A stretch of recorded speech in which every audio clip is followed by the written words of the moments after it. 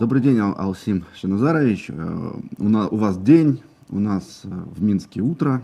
Я, может быть, для тех, кто не знаком с вами, чуть представлю вас. Алсим Шаназарович Мамедов, управляющий директор компании Юницкий Насантара Technologies, компания «Маркетинговый офис», представляющий интересы разработчика струнного транспорта в Индонезии, ну и в регионе в целом.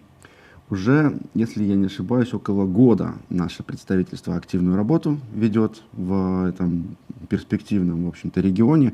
И вот хотелось бы вас расспросить, я думаю, многим будет интересно, как продвигается работа. Но начать бы хотелось с того, что вообще вот какова там транспортная ситуация в Индонезии, вот по вашей оценке, и каковы там перспективные ниши, в которых вот вы работаете, куда двигаете струнный транспорт? Ситуация в Индонезии, ну, не то чтобы плачевная, но требует, конечно, огромных инвестиций со стороны государства в данную инфраструктуру.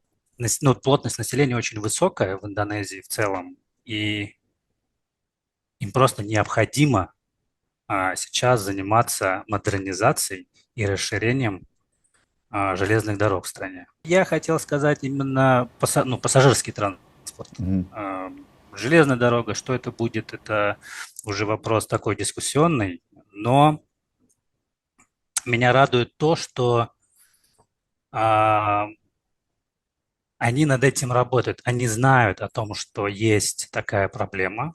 Вот я, может, забегу вперед, но а, пару недель назад я присутствовал и выступал на инвестиционном форуме в Джакарте. Это как раз был форум, посвящен именно поиску инвесторов со стороны правительства, которые будут заинтересованы в инвестировании инфраструктурных проектов в Джакарте, в Индонезии.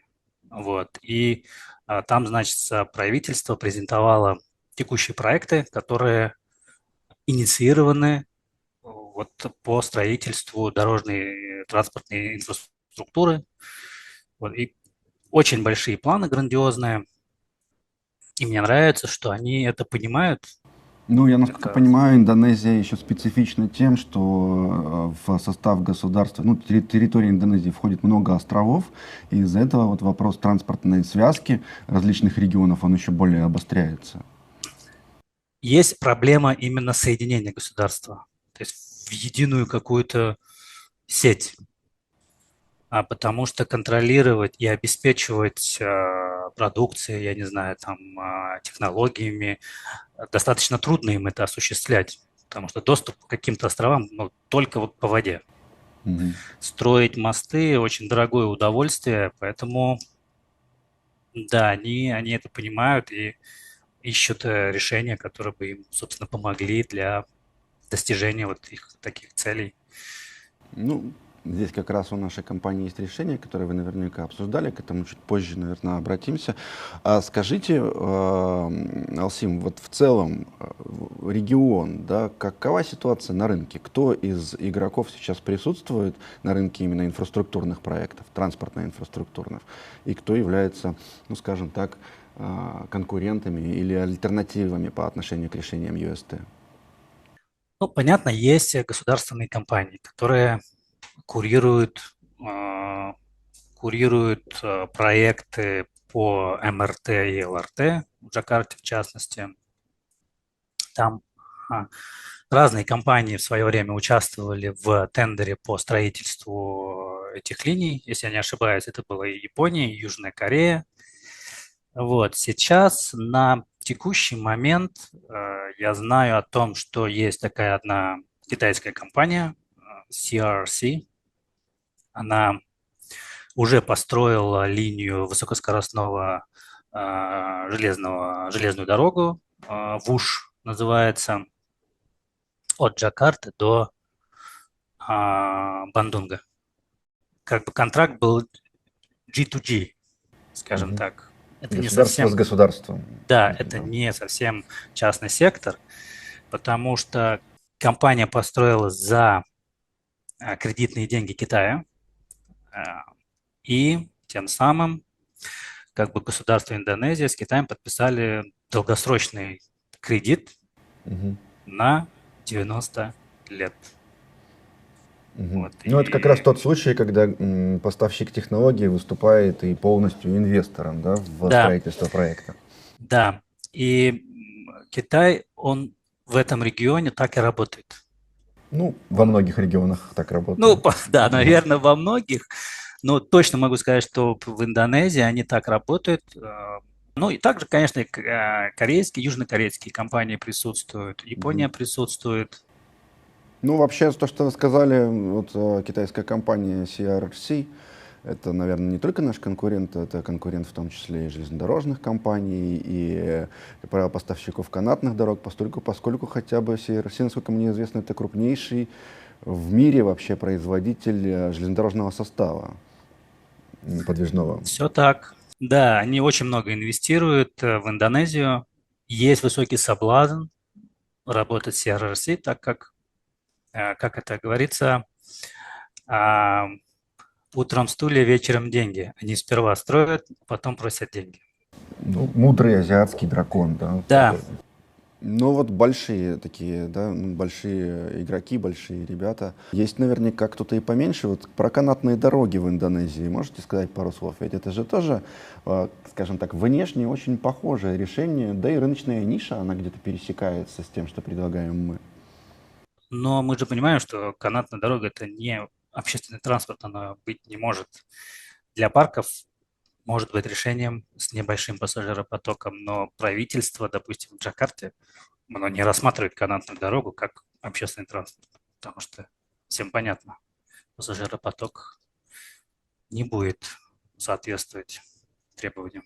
Ну, конечно, ограничение в 3000 пассажиров в час для Индонезии это такое Да, неприемлемое условие, скажем так. Ну, для больших городов, по крайней мере, для Джакарты, например.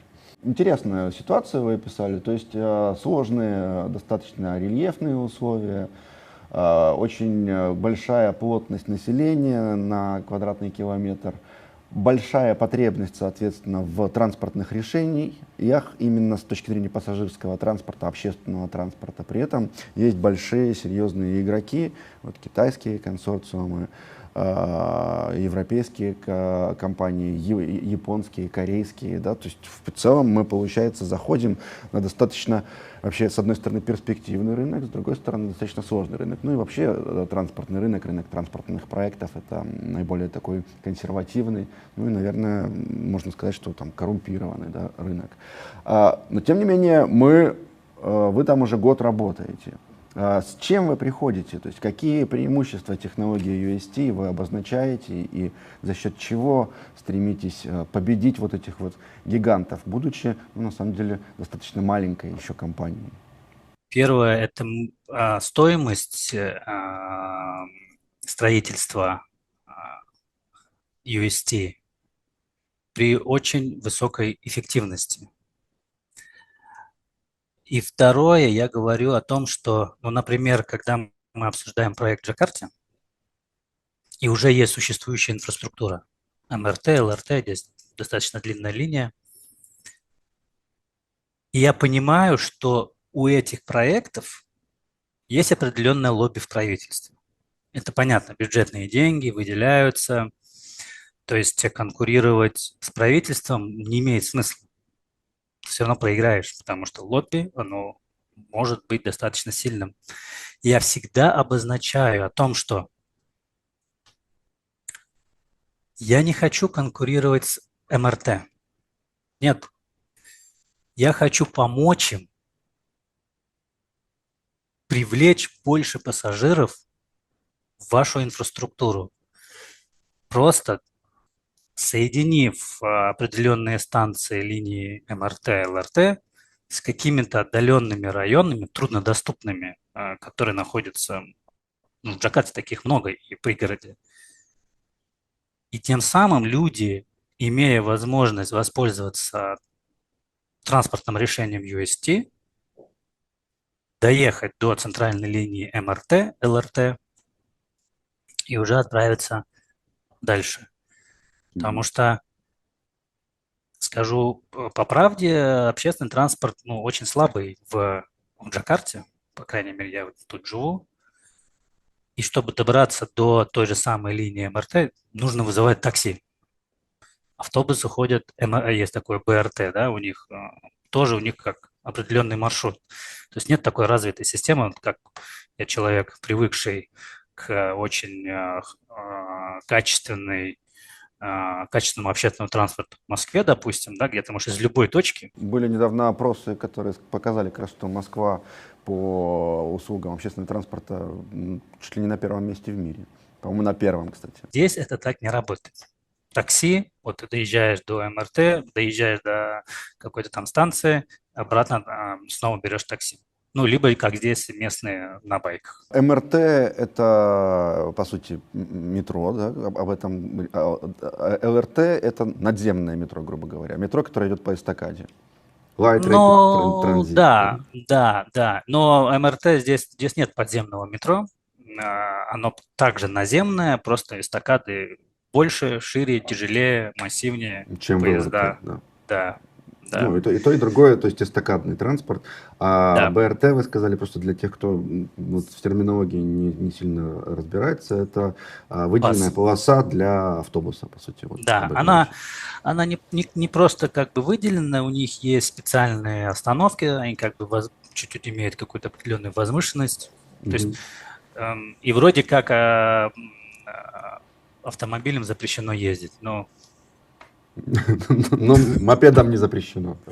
да, то есть, ну, это вот основная дорожная инфраструктура, и ее, конечно, нужно расширять. И вот, возвращаясь к вашему вопросу,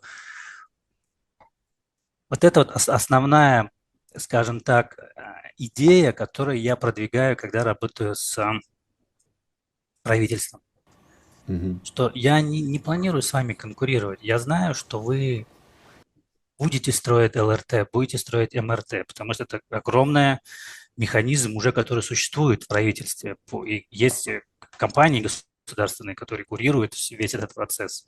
Я хочу вам помочь. Мгм. Мы стоим в 3-4 раза дешевле, чем ваша линия МРТ. И для того, чтобы соединить недоступные участки в Джакарте, вы не будете туда строить вашу линию, потому что это обойдется в колоссальные суммы. Мы стоим дешевле, мы поможем людям пересесть с байков на общественный транспорт. Это тоже проблема в Джакарте. Трафик очень высокий. И, ну, то есть ввести культуру общественного транспорта. А Мгм. для того, чтобы ее ввести, нужна соответствующая инфраструктура. Мгм. Без нее никак. Ну и технология получается, да, Да, что... Мгм. да. Ну, кстати, вот я знаю, что вот МРТ и ЛРТ, которые, ну, то есть, по сути, эстакадный транспорт общественный, который есть в Джакарте, он недозагружен. То есть вот эти линии построены, но именно из-за того, о чем вы говорите, из-за труднодоступности станций и отдаленности их от многих районов, люди предпочитают пользоваться персональным транспортом. А это, ну, нагрузка на дорогу увеличивается, и транспортный коллапс создается. Там любой может посмотреть в интернете картинки, как это все происходит, когда вот достаточно хаотичное и очень плотное движение. Здесь оно как бы все взаимосвязано. Нету культуры использования общественного транспорта, потому Мгм. что инфраструктура дорожная общественного транспорта, она не сильно-то развита. Ну, конечно, город уже сейчас один из самых больших в мире и один из самых густонаселенных, при этом он продолжает расти, население увеличивается, получается, что транспорт персональный, ну, особенно с учетом того, что он достаточно недорогой, там, мотороллеры, мопеды, его становится все больше, все они выезжают на дорогу. Если их не забирать с дороги в общественный транспорт, то рано или поздно это просто приведет к коллапсу, когда все остановится. И то, что вы говорите, вот как бы вопрос последней мили, именно подвоз, как такие хорды, ответвления от магистральных линий ЛРТ, очень, ну, на мой взгляд, тоже удачная концепция предложения. Не конкурировать, а помогать. При этом делать это дешево и эффективно. Да? Спасибо. Скажите, какие вот, ну, на сегодняшний день уже, ну, я так понимаю, промежуточные результаты есть, какие проекты в работе? Можно не называя, ну, просто опишите, что это. Ну, конечно, есть, как я уже упоминал, мы работаем с правительством, с директоратом железных дорог, находим потенциальные локации не только в Джакарте, но и в принципе там и в Сулавеси, и в Нусантара, это вот где планируется, я так понимаю, до сих пор строительство новой столицы. И с частным сектором, которые из сферы добычи полезных ископаемых. Вот. С правительством, как я уже говорил, да, в Джакарте там есть определенные локации, где вот как раз по моей стратегии о том, что помочь не конкурировать, есть очень интересные локации в Джакарте, и могу сказать, что уже на достаточно высоком уровне это обсуждается.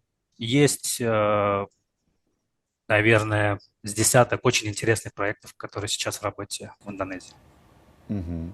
Спасибо. Ну, действительно, да, конкретные локации и тем более контакты, с которыми идет работа, называть мы не можем. Понятно почему. Конкуренция очень высока. Вы уже сказали о том, кто участвует. А если еще учесть, какие объемы финансирования предполагают все инфраструктурные проекты, где вот цена в 10 миллионов долларов за километр, скажем так, которая есть у нас, это супер дешевое предложение, потому что обычно это не 10, а десятки миллионов. Да? А если брать ЛРТ или высокоскоростные какие-то решения, то это и сотни иногда.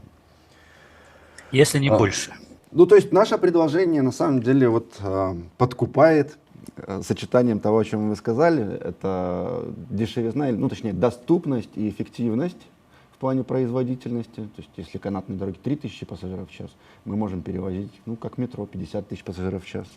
Да, да. И, собственно, вот то, о чем вы тоже обозначили, стратегия заключается в том, чтобы не идти в лобовое столкновение с большими игроками, а как бы заходить сбоку, обходить с флангов. Понятно. Но все равно, так или иначе, возникает вопрос финансирования. Вот те проекты, по которым вы работаете, какие источники финансирования там предполагаются? Это государственно-частное партнерство, либо это бюджетные какие-то проекты, решения? Ну, в основном, по правде говоря, это, конечно же, ГЧП, да, на русском, или PPP на английском, Public-Private Partnership. Конечно, в основном мы работаем по вот системе PPP, используя механизм, да, PPP, правильно Мгм. сказать, где мы понимаем, что будет необходимость,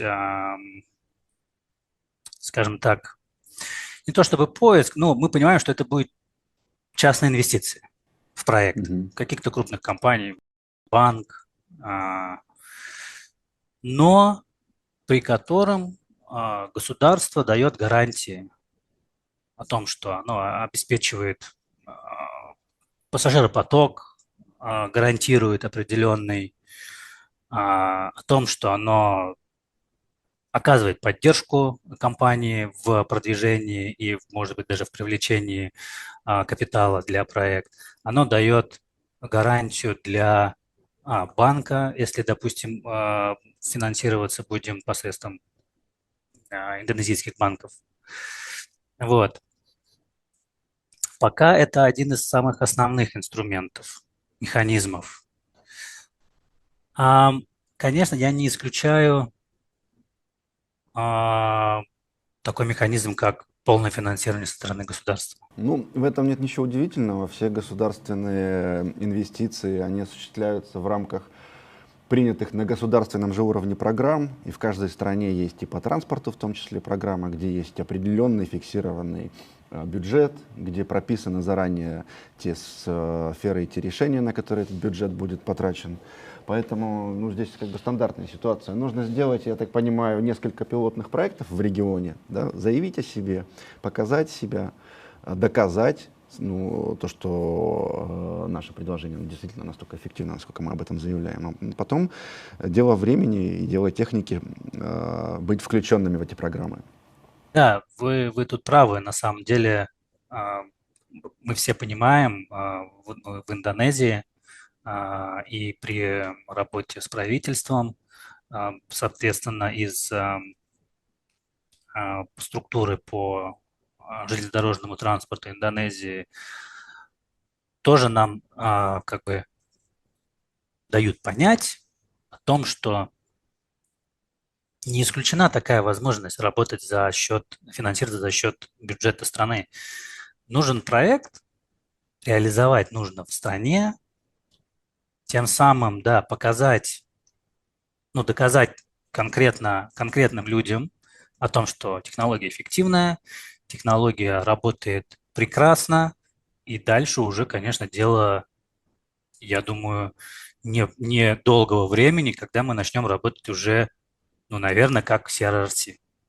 Тем не менее, у нас есть то, чего нету ни у кого из наших конкурентов. Мы об этом все время говорим. И благодаря высокой эффективности наших решений, благодаря их доступности, собственно, наши проекты могут быть, да, инвестиционно привлекательными и обеспечивать возврат инвестиций там, в течение 5 лет, например, 7 лет, а дальше в рамках соглашения просто приносить доход на протяжении десятилетий. Если мы говорим, например, о концессии сроком в 25 лет.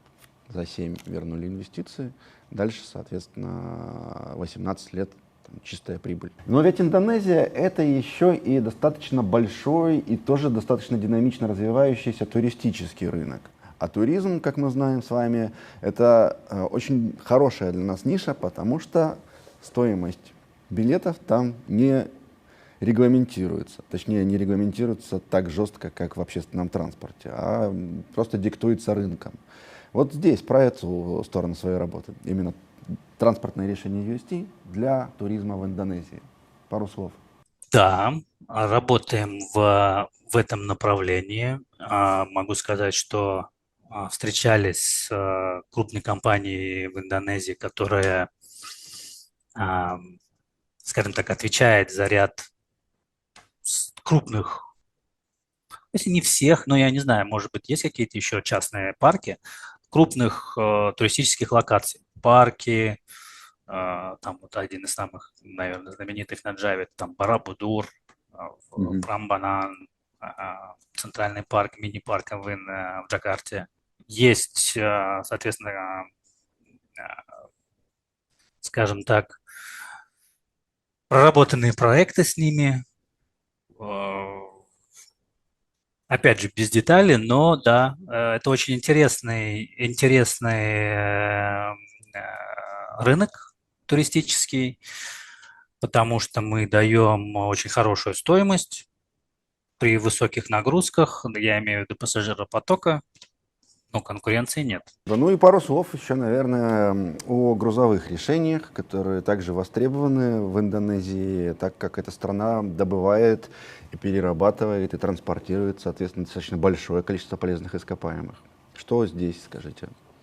Работаем. У нас были достаточно хорошие встречи с компаниями, которые занимаются именно, как это сказать, ну, порты контролируют Мгм, мгм. в стране. Были встречи с компаниями, которые занимаются добычей ресурсов.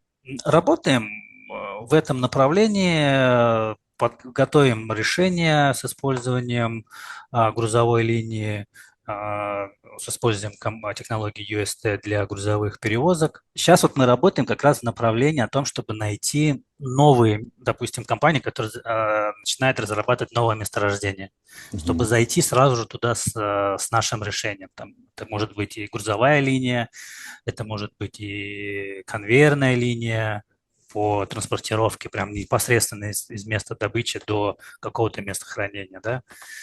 То есть, ну, работа ведется, цель как бы понятна. Тут главное, что кажется, что, во-первых, эти новые месторождения осваиваются, новые порты строятся, ну, по крайней мере, один порт сейчас точно у нас в работе находится. А во-вторых, здесь, мне кажется, время работает на нас Потому что, ну, такая аналогия как бы возникла с домом, у которого вот прохудилась крыша. И это транспортная ситуация, которая все усугубляется, усугубляется, усугубляется. Я даже могу сказать более, что, ну, больше, что в Джакарте строить новые дороги негде. То есть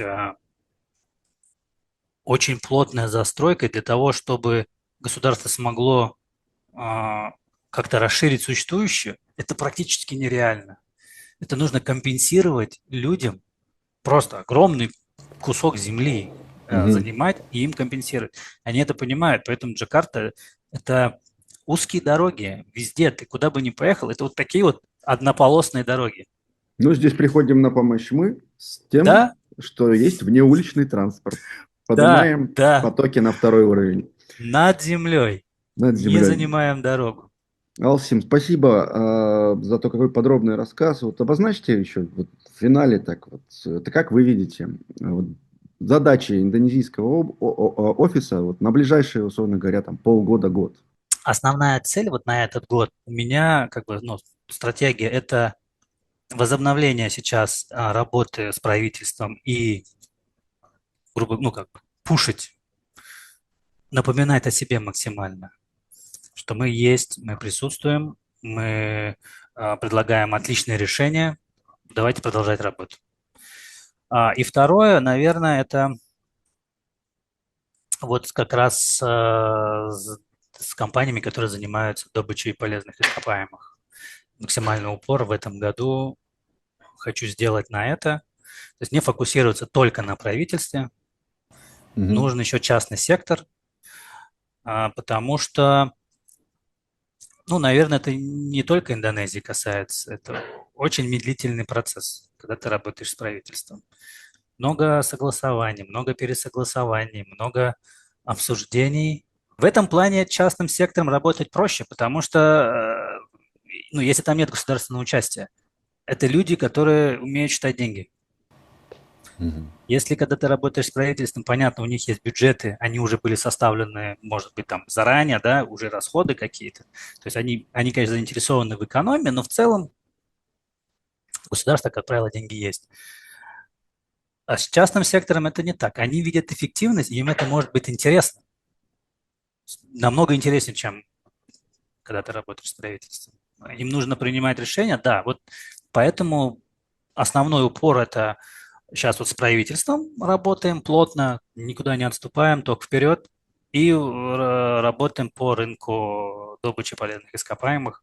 У них деньги должны иметься. Спасибо. Вы сказали, так скажем, о стратегических целях, то есть вот установление контактов, восстановление контактов, налаживание вот этой сети коммуникации, лобби, о котором вы говорили. Ну, лобби, ничего тут нету противозаконного, лобби есть везде, и это как бы нормально. Во многих странах это даже на уровне закона прописано.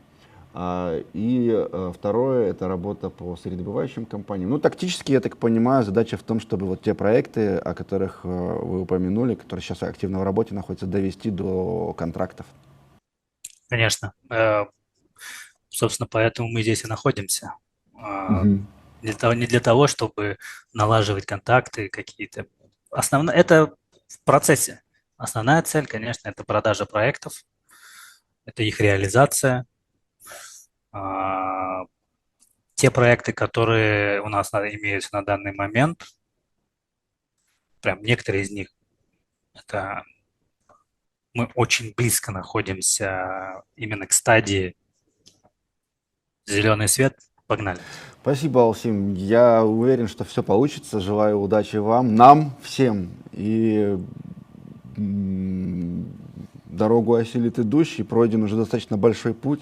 В Индонезию был один заход, теперь вот год вы там работаете. Я постоянно слышу ваши отчеты на наших совещаниях. Это колоссальная работа. Я очень рассчитываю, что скоро мы увидим это все вживую, и тогда уже точно никаких сомнений в успехе не останется. Это точно.